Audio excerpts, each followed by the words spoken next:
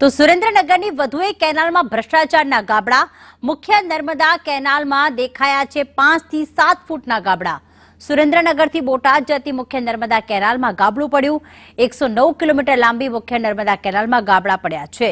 કેનાલોનું સમારકામ માત્ર કાગળ પર હોવાનું સામે આવ્યું। કેનાલ તૂટે તો અનેક વીઘા જમીનમાં પાણી ફરી વળશે।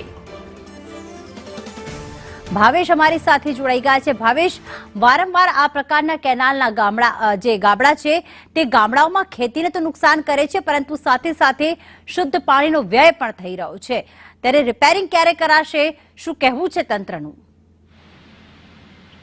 ચોક્કસ વાત કરવામાં આવે તો સુરેન્દ્રનગર જિલ્લામાં વારંવાર ખેડૂતોના જે કેનાલોના કામગીરી છે, કામગીરીમાં લોટ પાણી અને લાકડા જેવી કામગીરી છે એ સામે આવી રહી છે।